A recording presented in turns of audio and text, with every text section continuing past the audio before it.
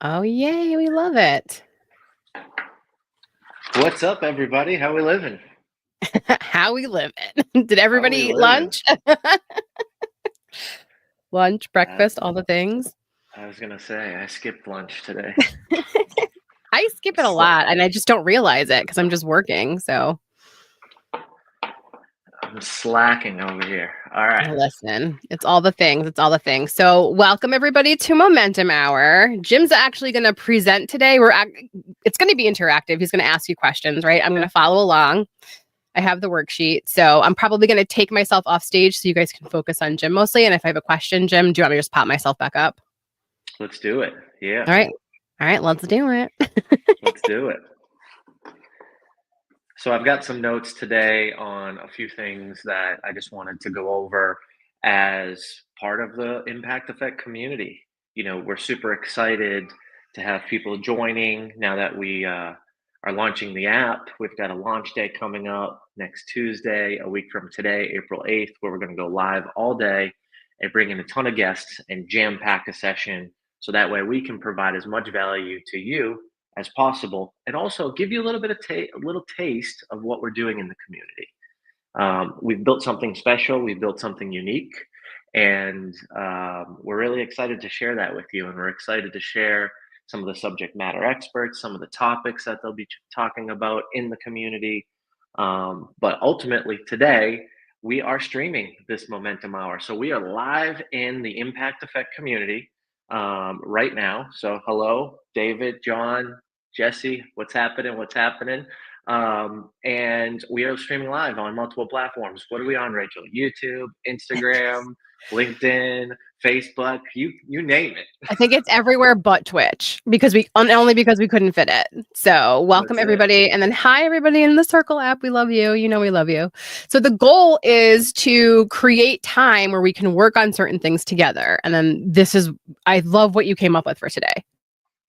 So today is going to be a little bit about a formula that I created and I use often.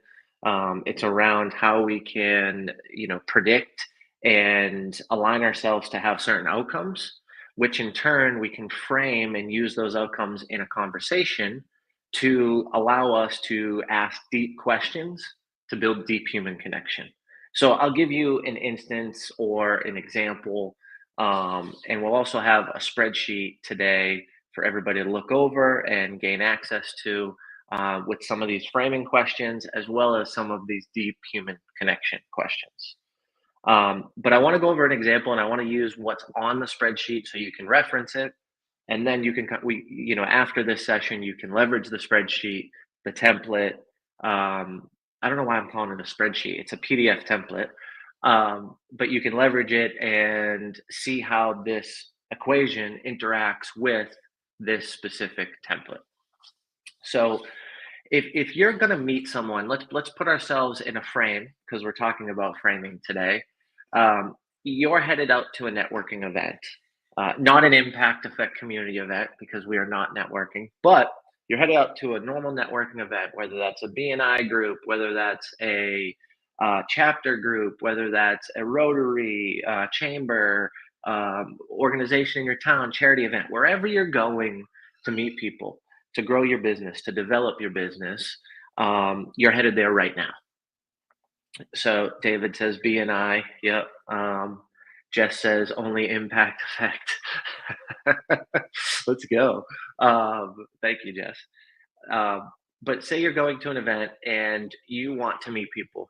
And if you're anything like me, you're probably sick and tired of the, hey, how are you? Yep, we're good. Things are great. Blah, blah, blah, blah, blah. What do you do for work? Cool. Did you go on a vacation? Cool. All right, see you later. And that's just doesn't work. That's the old way of networking. If you're going to this event and you are going to meet someone, you want to ask a deep question. You want to understand if there's true alignment. And here's the reason why. Because at the end of the day, your time's extremely important, as well as the other person's time. So if we're going to get down to what you believe, what your values are, some of your specific experiences in life, whether they're good or bad, some of your proudest moments, If we're going to get down to those details to really understand if there's alignment, whether that's alignment from friendship, whether that's alignment from a sales transaction, whether that's alignment from a partnership, whether that's alignment from you purchasing something, you selling something, whatever alignment looks like for what you're doing, you want to ask deep questions, because at the end of the day, we all know you want to bring on a client that there's some level of relatability, there's some level of relationship, and there's some level of understanding of who they are, how they operate, and vice versa, right? No one wants to buy something from you if they don't know you, like you, and trust you. It's the number one thing we hear in business probably today is satisfying those three needs: know, like, and trust. So how do we make that happen? And how do we create an instance and a scenario when you're meeting someone so they remember you? Ooh, right, producer Rachel? Like, you've probably been to events where you've shooken or shaken many hands, you've met multiple people, and you probably only remember one or two. Well, how do we get go ahead, go ahead.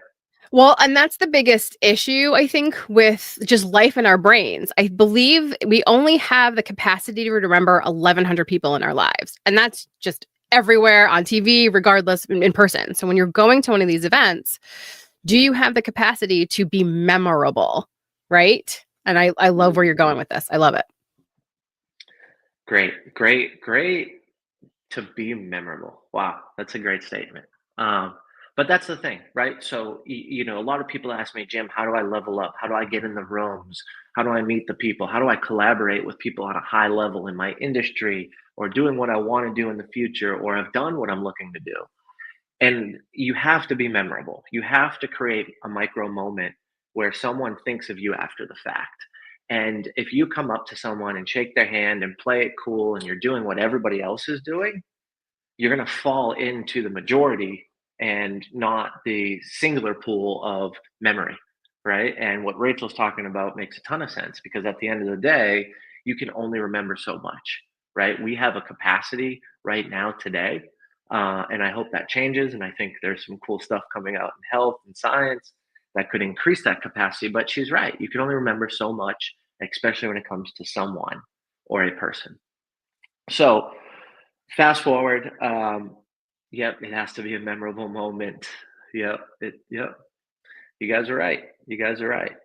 Also, too, you get access to this in the community. So we're gonna, because we're streaming it on Facebook and socials. If you're out there in the world of social media, um, shoot us a text, shoot us a message. Let's get you involved in the community. Check it out so you can chat and converse with the folks that are chatting with us now. So, all right, back to this. So, at the end of the day, you want to be memorable. You're at an event, you're meeting someone, you're looking to level up, someone's above you in the future, where you want to go, where you want to be, all the great things. At the end of the day, you want to ask a deep question.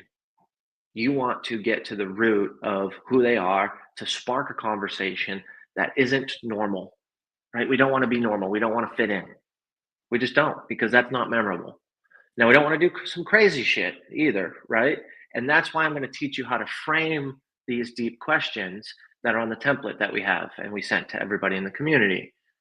Because if you just come out of left field, people don't know you, they don't trust you, and they don't know if they like you or if they don't like you. That's just a reality. So we don't want to come across with these crazy deep questions and someone, is uncomfortable. We want to frame it in a way where it's appropriate and we can ask those questions. So, one of the questions that we're going to go over today is, if you were the president and had to send a secret message to someone to save the world,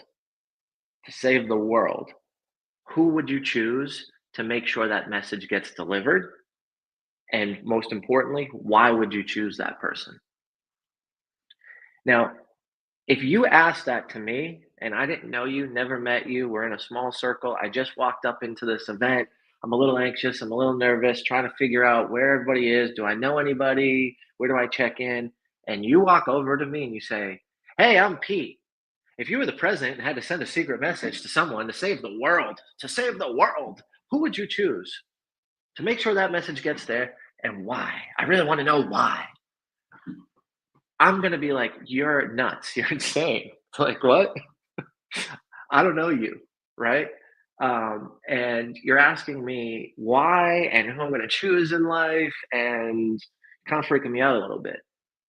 But here's the thing, when you ask that question and you frame it appropriately and you get someone to open up, to have an honest conversation, to be real, to be raw, to tell the truth, magic happens, right? And sometimes magic doesn't happen, right? Like, what if I asked that question and they said, well, I'm certainly not going to ask my wife because a woman could never do that, or she should be home at the kids. She'll never be able to get a secret. Like, then I know there's probably not alignment with us. So in turn, by asking deep questions, I understand who I'm aligned with, or potentially who I'm not aligned with. And we talk a lot about in the Impact Effect community about energy. We have the Rise and Energize. We do Monday through Friday, early in the mornings to kick your day off. If someone's talking that way about his wife or women in general, I think I just saved myself some time with maybe going on a coffee meeting with that person, trying to get to know them, jumping on a Zoom call. I think I just saved myself some time that we're probably not in alignment. So these deep questions, if you do it right and if you frame the question appropriately, they're going to be extremely beneficial. They're going to save you time. They're going to they're going to save you energy. Um, Matt in the community says the Rise and Energize is a lifesaver. Yes, thank you, Matt. Join us, by the way, for those if you're interested, and you'll see it all in the community. But these things, these deep questions, they allow us to make a decision, and we're not judging someone because we're opening up a conversation. And you'll see in the template, after we go through the framing questions, after we get into the deep human connections questions, you have your follow-up questions, right? So when we're trying to get to an outcome, to see if there's alignment, we want to we want to frame the question, we want to ask the deep question, and then here's where the magic happens, the follow-up questions, right?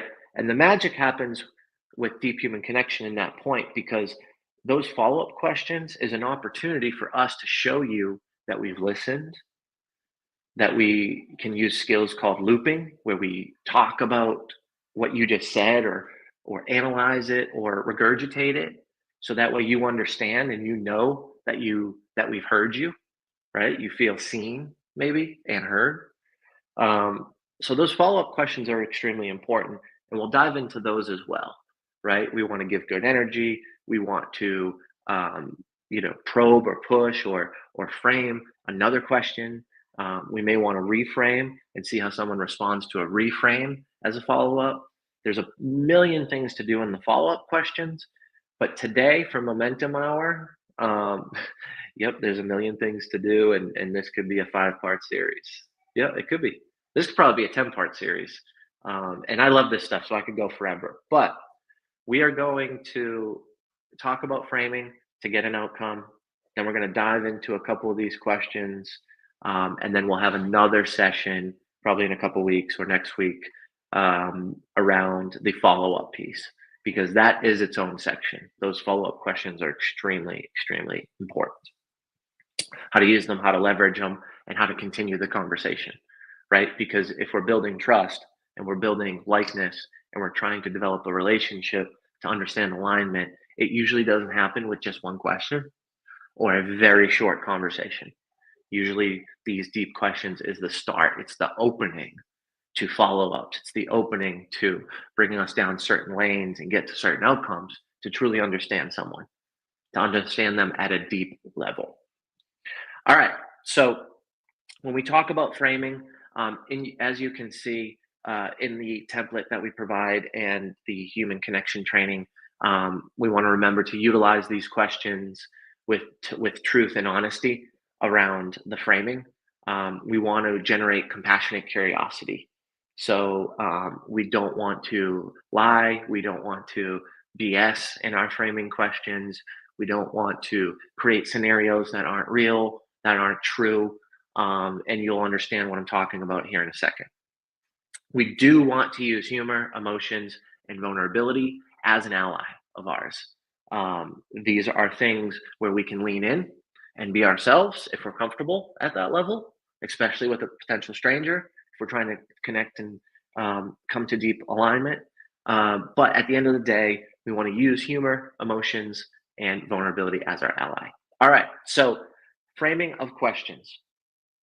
Now, before we get into the specific questions, I want to talk a little bit about a formula, and we'll put this in the chat in the community so you have it. But I would also take notes. So if you have a piece of paper, a pen, grab some notes. If you're listening to this on social media channels, pull out your cell phone, whatever you're on, and get out your notepad so you can take some notes. So this is an equation.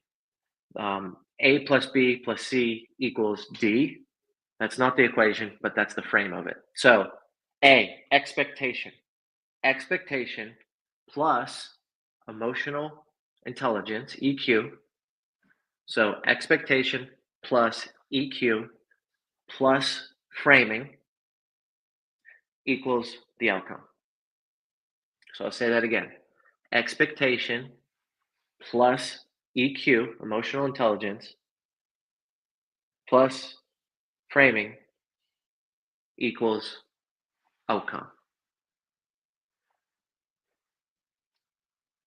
One more time. Expectation plus EQ plus framing equals outcome.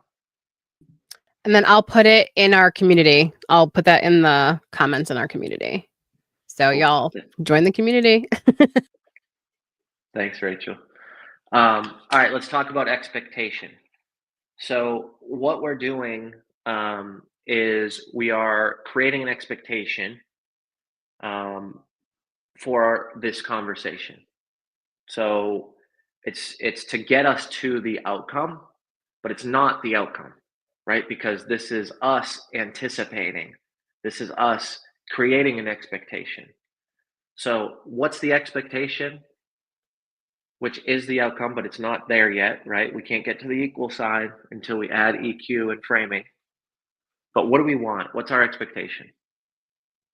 So my expectation is to frame a question so I get an answer, so I can ask you a deep question, right? That's the outcome. So expectation is what I want in the future and what I'm driving to get to the outcome. Plus EQ, so this is context, this is perception, this is emotion. So if I'm face to face with you, or I'm on Zoom, or we're on a conversation on the phone, wherever we are, we're on live, whatever that scenario is, I want to read the situation, the scenario, understand your emotions, your body language. All that is understanding the context around how I'm being perceived and how you're being perceived, how you want to be perceived. Then we add in the framing, which is the positioning. We can create a positive frame, we can create a negative frame, and we can take the information and ask a specific question with the emotional intelligence in the context, with understanding what we want as an outcome, the expectation, to ultimately equal and get the outcome that we want.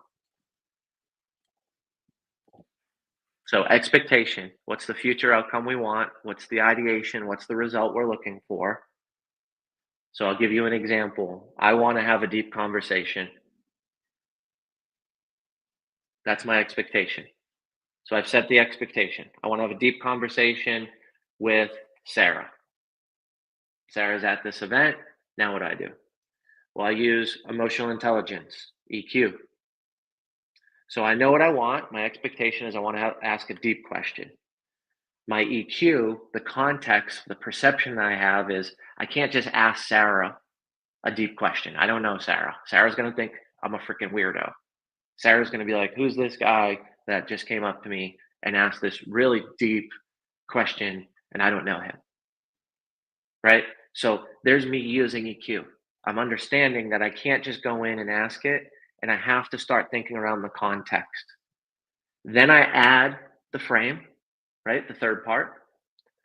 And this is now I'm gonna frame a question so I get the outcome, which the outcome is me asking the deep question or having the authority or the availability to ask it without sounding like a weirdo.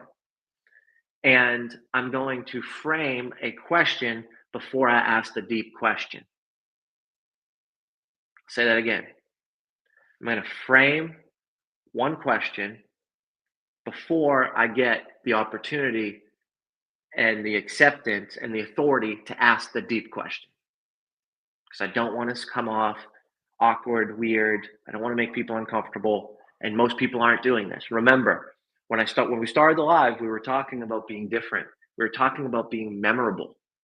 So you have to think this through and use emotional intelligence, EQ, to understand what question to ask and to understand the framing question so we can get the outcome, which the outcome is asking that deep question. Okay, I have a question. So can my Questions. expectation I know they're in the chat too, so you can read those in a second. I'm first. Can the expectation going to a networking event be I'd want to find a sales lead? Yeah. Okay, so that could be an expectation of an outcome. But right. the expectation is going, in this example, what we're using this for is the expectation is always going to be the outcome of I want to ask a deep question. Because you want people to get to know, like, and trust you before you even think about a sales lead, right? Correct. Okay, perfect. I just wanted to reframe it for some people who are like, oh, I only go to networking events to like make sales. Well, you're doing it wrong. Tell me how that's working. Are you a millionaire if you just go to networking events for sales? Because I wasn't, and I didn't make a lot of money from networking events when I was doing that, right? So if you've got the formula where you go in and you say, I want to lead, and this is what I say and do, and I get that lead, please tell me that. But most people are going to feel that. And most people are going to go, ugh. It's just been my experience. You want to get deep with people. You want to see if there's alignment, and you want a reason for them to want to follow up. Most of the time, and that happens to me all the time, right? Like, and I'm not saying I'm God's gift from heaven, but the reality of it is like a lot of people come up and they instantly pitch me, hey, I see you got a impact effect community, you must know a bunch of entrepreneurs, hey, we have a referral program, I sell health benefits for companies, here's my card. And it's like, I'm not going to call you ever. Like, I know that sounds direct and rough, but like, that's not what I'm looking for in my life. Now, if we developed a relationship, if we had a follow up and we aligned on a bunch of stuff, we both of our parents, had a hard time with drugs in their early days. We both maybe did a TED talk. There was experiences created. There was shared values, shared experiences, and I felt heard and seen. Maybe I'd be interested in listening to an opportunity to refer that business to you, right? But I'm running my own business. And that's what we forget. We forget that people are going to networking events to find clients, not buy stuff. So we're having a conversation with someone who's trying to sell us something, and we're trying to sell them something that never works, or it's never worked for me. And when I switched doing it and I switched into building deep relationship and deep human connection and discussing values, discussing experiences, and asking these deep questions and framing them so I didn't come off like a weirdo, that's when I started to have people calling me, people texting me, hey, I really enjoyed our conversation. I'd love to do that again over dinner. Hey, I'm going to this charity event or this gala. I got an extra ticket. You want to come next Saturday? Hey, I'm going to the Titans game on Sunday. Hey, I'm going to the Preds game. I got 2 seats behind, center ice. Like, this is real because people enjoy deep conversation. People are getting something different, something new. There's true alignment happening.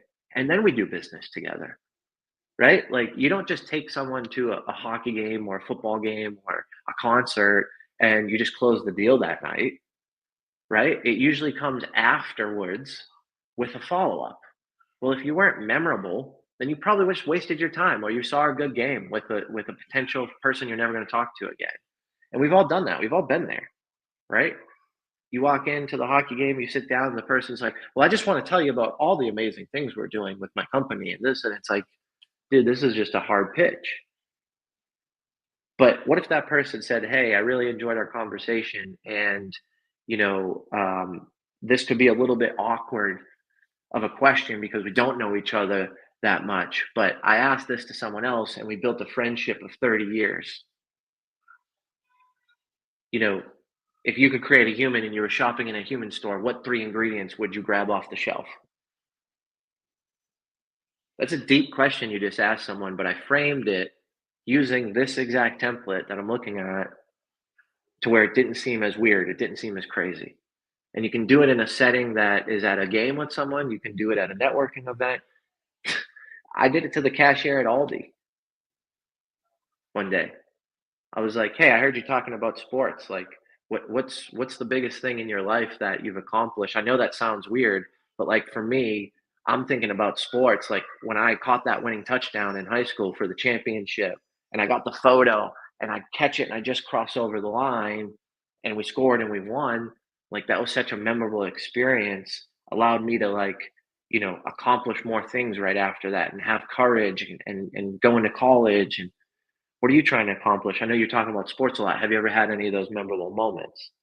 And I know that sounds weird, but I see you all the time and you're always talking about sports and blah blah blah blah blah.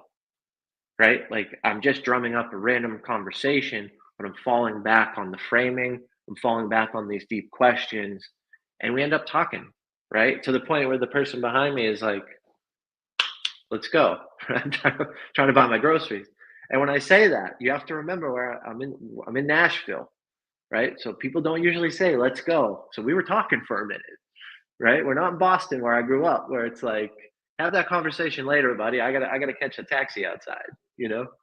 Um, so, anyways, at the end of the day, I believe that you want to be memorable. There's moments where people want and to engage at a high level. They want to connect deeply. They want you to share experiences, to see if there's alignment, to share values. And no one is going to come up to you and ask you these deep questions. In most cases, in most cases. So why don't you take the proactive approach? And my advice would be to take the proactive approach because I've seen this advice work for so many people. I've seen people in the community. Yep, it's worked for me. Yep, we went to the event in July, right? Like this stuff works because we talk about it, we practice it, and we teach it.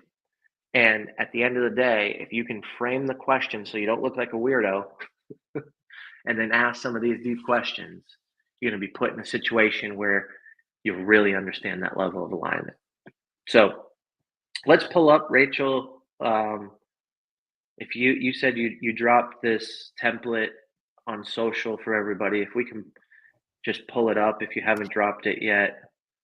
I dropped it in the community. Okay, cool. Is that okay? If people on social do want it, I will give you the link to the community and we'll go from there. I've already have this many notes. I'm like literally.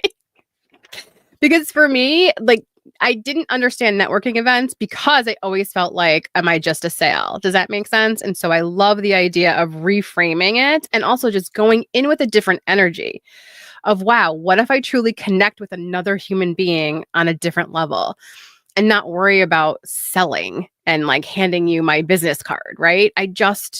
If you just reframe it as like, wow, I might meet somebody amazing today that could change my life and vice versa, or just we can connect on a certain level. I think that's amazing. So I love all of this. All right, keep going. And then impacteffectcommunity.com, guys. If you do want to join the community, we've got a ton of comments here. I'll reply to all y'all as Jim talks. But all right, ready? I'm ready to roll. Let me just pull this thing up. All right. Let's just run through this so that way we can take any questions or pull up any comments around the framing.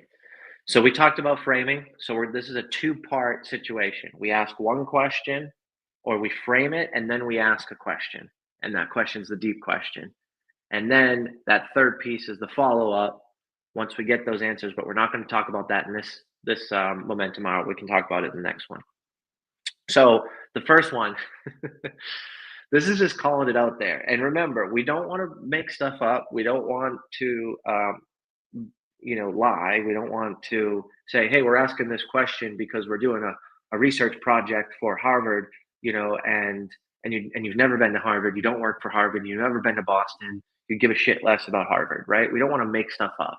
We don't want to lie. But this one I like, hey, I know this is a little awkward, right? So what are we doing? We're calling it out, and we're showing that that we care and we're compassionate, because this would be awkward for us if we received this next question, which is your deep question. So we're saying, hey, I know this is a little awkward, but mostly everybody I've asked this question really appreciates it. Pause. That person goes and gives you a dirty look, you might not want to ask the deep question, right?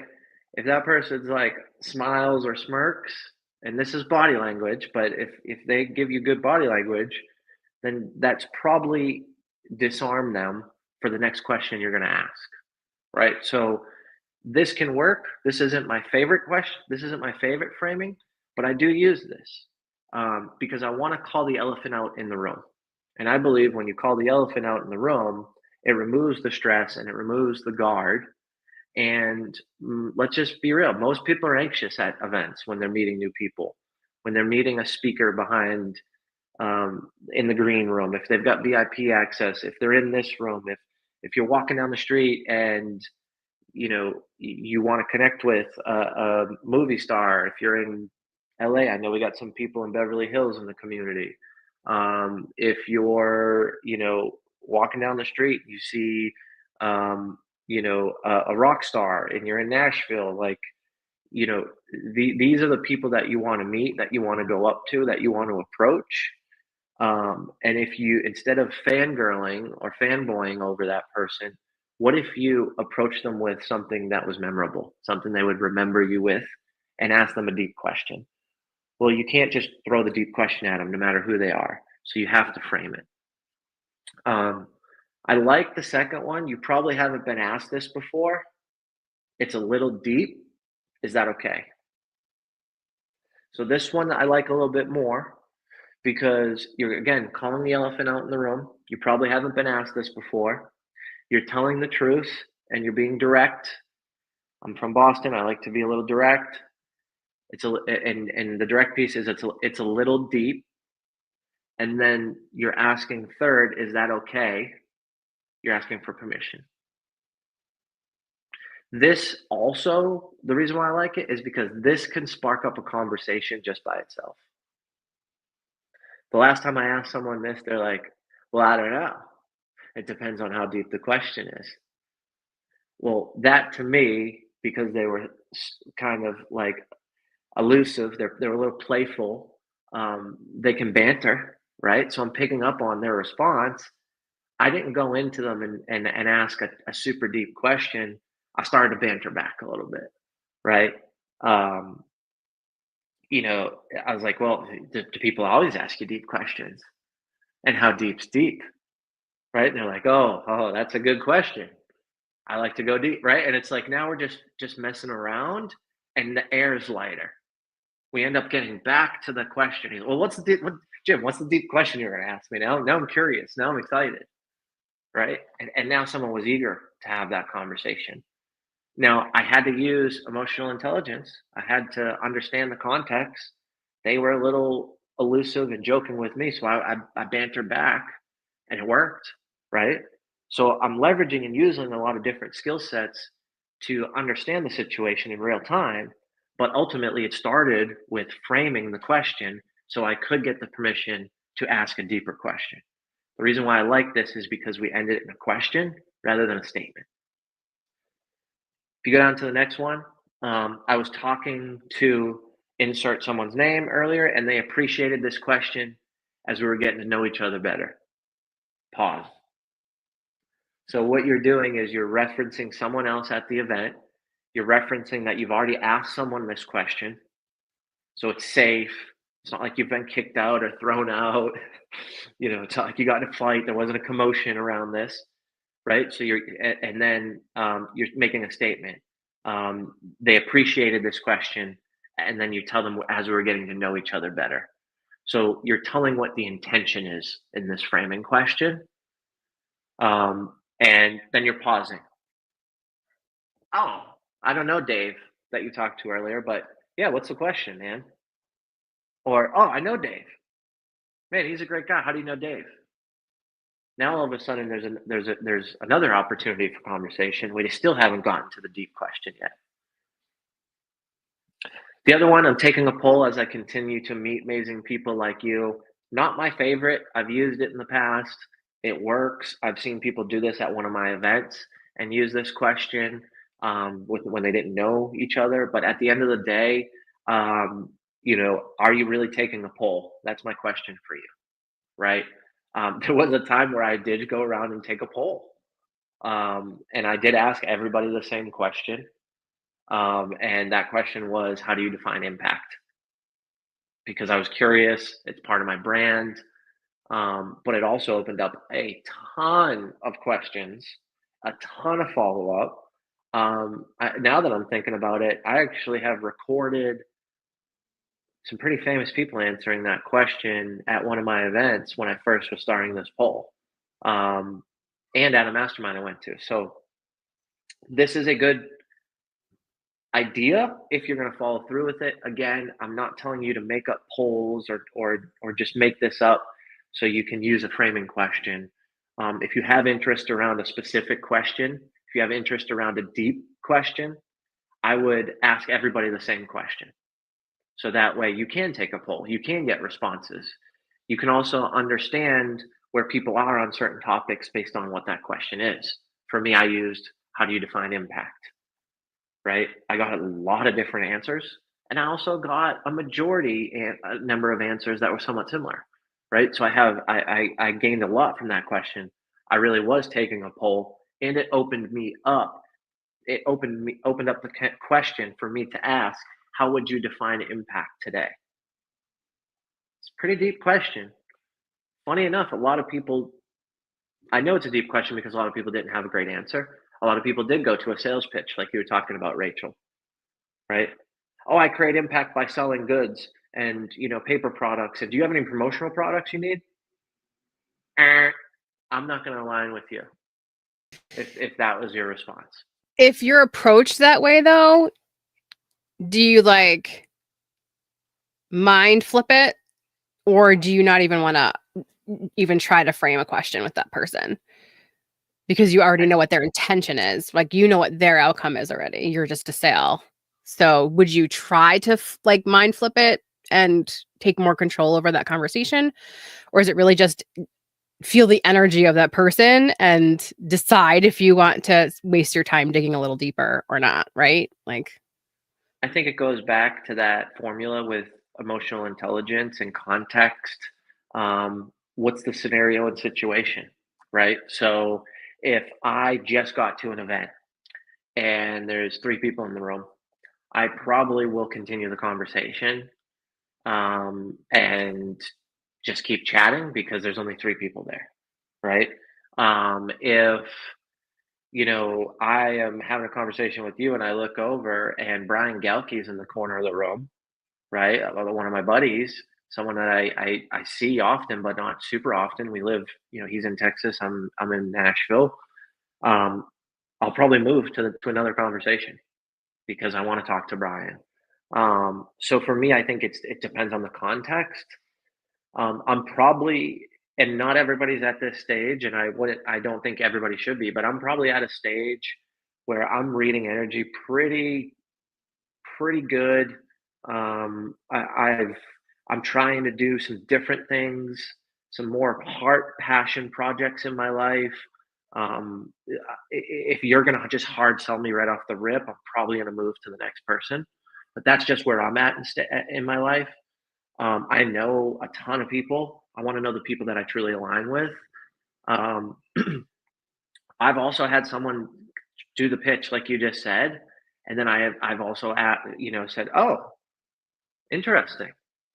And they're like, "Oh my god, I just vomited. I just sent you a sale." Like they realized it by just that small response, right? Like, "Oh, interesting." Because they just were like, "Oh," da, da, da, da, da, da," and it's like, I'm not going to say, "Hey, what are you doing?" or "Did you just hard sell me or pitch me?" Um, and I was a little taken back. That's probably why I said, "Oh, interesting," because it was very aggressive. Um, and I don't know this person. I've never met this person. They don't know me. It's not like they came up to me and said, "Hey, I saw you speak at this event 3 weeks ago, Jim."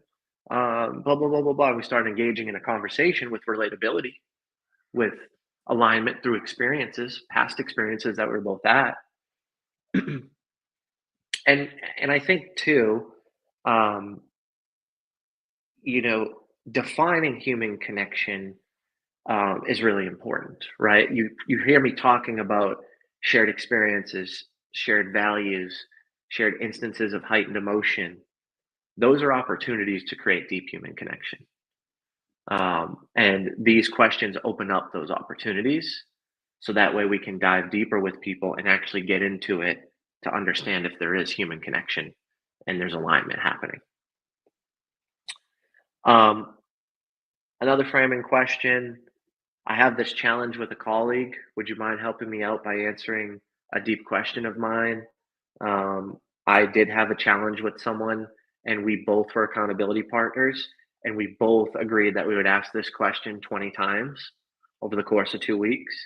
So we did have a challenge that was true. This is also just a fun game to play. Um, One of the questions that I played this game was, um, who are you proud? Who are you proud of in life and why? Not what are you proud of? Who? It really tells you who they spend a lot of time with, who's important in their life. It tells you if they have kids. If one person told me they're really proud of their mentor for always doing the right thing and helping them, and they just died 8 weeks ago. So that opened up a conversation around grief. It opened up a conversation that went really deep and hit the heart, hit me in the heart too. Just thinking about it right now, I'm like feeling the emotions rise, right? But that started with this framing question. We didn't even get into the deep question, or follow ups because we just were so focused on the situation at hand. The last question that I like to use too, again, it relates back to the poll, but I'm doing some research to learn more about movers and shakers. Like yourself, you're at this event, you're probably a mover or shaker, or if it's at night or on the weekend or early breakfast, I like to leverage those situations from a time frame standpoint. What do I mean by a time frame standpoint? I mean, oh, if you're here at an early breakfast, you're probably a mover and shaker looking to meet great people.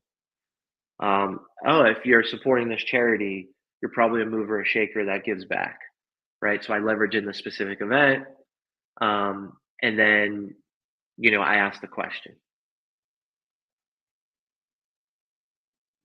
how is this feel? Let's do a temperature check. Does this make sense? Is anybody concerned, confused? We have people who agree they hate hard sells. We have people who are excited to reframe networking as connection. And so we love this. We're at almost 45 minutes. So I don't know that you'll be able to get through the whole sheet. I mean, I've already got this much filled out.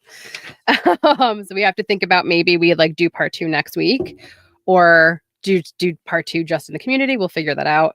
I don't like the term movers and shakers. What else can I call them? I truly cannot see myself walking up to someone and saying, I'm doing some research to learn more about movers and shakers like yourself. What do you believe about? How else can I say that? Like, what is a way that I can put that in my own words? What makes you feel comfortable? Like, I what guess would you it say, depends on right? who the person is, right? So, like, if I know they have a foundation, I'd probably talk about their nonprofit work. I don't know. I'd have to really think of it. I just don't think I'd use the word movers and shakers, but that's okay. We don't have to use the same words that Jim wrote here. The point No, is to connect. and that's such a great point, right? Like these questions are examples. These questions should fit your mannerisms, your verbiage, your words. Um, for instance, I say brother all the time to men. I'm like, "What's up, brother?" Right? So if I'm talking to a man, I might say, "Hey, what's up, brother? I'm doing something cool, and I'm really excited about it." And you could probably see the smile on my face. But I'm doing some research. Just a couple of us. We're trying to figure out, high income earners. We're trying to figure out people who, love to make deep connection. People who believe in relationship building. Like I can frame that question a million different ways based on me, based on what I believe in, based on who I'm talking to, based on where I am, based on the time of day, based on the type of event. You should make it your own, right? Because at the end of the day, and I think this with any script, at the end of the day, if you're reading someone else's script, it's really, really, really hard to convince someone that it's natural if you don't speak like that, right? I was shooting content a couple weeks ago, and we were looking at scripts, and the gentleman I was shooting the content with was like, "Hey, this is a great script," and I was like, "It's a great script." It's like, "You gonna use this one?" I was like, "No." And he's like, "Why?" I was like, "Because I can't memorize it." He's like, "It's 30 seconds." I'm like, "It's not how I talk." Like, I don't want to review a script that's not me and then go try to act and play it off like it is me. So what did I do? I looked at the script and I wrote out my own that had the same point, a different hook, a little bit of a curiosity gap that was wider so people would lean in, a little bit more bolder, which is my flavor. Um, sorry, I thought I had something on my face here. Uh, um, something that's a little bit my flavor. And at the end of the day, that video was the best video that we shot that day out of 20 videos. It was.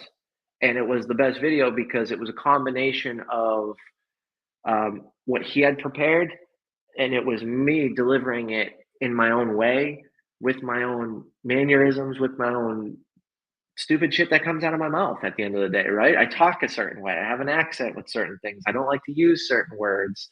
I skip words. I speak fast when I get excited. If I'm not excited, if I'm not excited or I'm not speaking fast, then the script won't fit in the 30-second time frame we're trying to shoot it in, right? Like there's so much that goes into content, but it all starts with you being comfortable.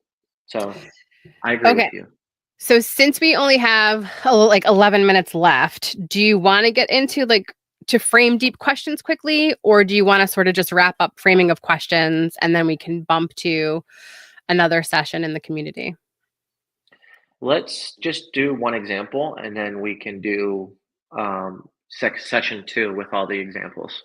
Okay, Let's just perfect. run. So Let's we'll, just run through one. all So right, we we'll love do it. So, the combination. So I walk into an event, do my registration. It's in Dallas, Texas. I flew in. I'm by myself. I don't know anybody, and it's a conference. So there's 350 people. I'm a little anxious. I'm a little overwhelmed. I spent a shit ton of money. It was like 4 grand to get there, and I really want to meet people that change my life. The speakers are great. I'm going to learn a ton, but as we know, it's the people in the room. So I walk in and I see one of the speakers. First person I see is one of the speakers, and it's Ed Milet. And the reason why I'm seeing Ed Milet is because Ed Milet just arrived and he is literally going to the green room. I come in, we walk in the same entrance, I check in, Ed Milet's 2 feet in front of me, and I want to get his attention. I want to connect with him. I know he's busy. I know he's going somewhere. It's Ed freaking Milet. Most people are going to go, Ed Milet, what's up? What's up, brother? Hey, can we grab a photo? If most people grab a photo, you are most people if you grab a photo. He is not going to remember that photo with you. Now, I think it's smart to grab a photo, but you can't just be the person that grabs a photo. So, hey, Ed, frame question. I was talking to the person at the Albert Preciado. Hey, I was talking to Albert Preciado at the check-in. It's his event, obviously. You're coming here to speak with him, or speak for him. But I was just chatting with him earlier, and I asked him this question as we were getting to know each other better, and he was like, "Wow, Jim, you ask great questions. Is it cool if I ask you this question, Ed?" Ed's gonna get curious. Ed's gonna be like, "Oh, he talks to Albert. Albert's who hired me," right? There's so much stuff going on subconsciously that brings down the wall. And now Ed Milet goes, "Yeah, Jim, what's up, bud? What's up, brother? What's up, man?" I don't know how Ed Milet talks. I've only met him once in person. And he goes, "Yeah, ask the question." And I go, "If you had free time as needed, what is something that you wish you could do to change the world?" I think Ed Milet's probably going to be like, "Wow, that's a deep question." And he's probably going to think about it. And he's probably going to give you a response. That will now open up other conversations. Well, if I had free time, how would I change the world? And as much free time as needed. And what do I wish I could do? Well, Jim, I would do blah, blah, blah, blah, blah, blah. Oh, really, Ed? Why did you choose that? Follow-up question. Follow-up question can be as simple as why. I know we're not going to go into this now. We'll do it in session 3. Well, this because this, and this. My dad was an alcoholic, and it changed my life. Not a lot of people get that opportunity to change it positively. So I'm going to go do this, and this. And as I have as much time as possible, then I can just see everybody in the world who consumes alcohol, and I can meet with them individually, and I'm going to change the world. Wow, Ed, I heard that in your book, but I didn't really know about your dad, and that's the passion. How many people's lives have you changed so far around alcohol? Right now, we're having a deep conversation. Now we're going back and forth. Now I'm being memorable because I'm asking and conversing with Ed Milet around something that is near and dear to his heart. Something that he's so passionate about that he would use all his time for if he had ample amount of time to change the world. Like now we can have a deep question. Then I grab the photo.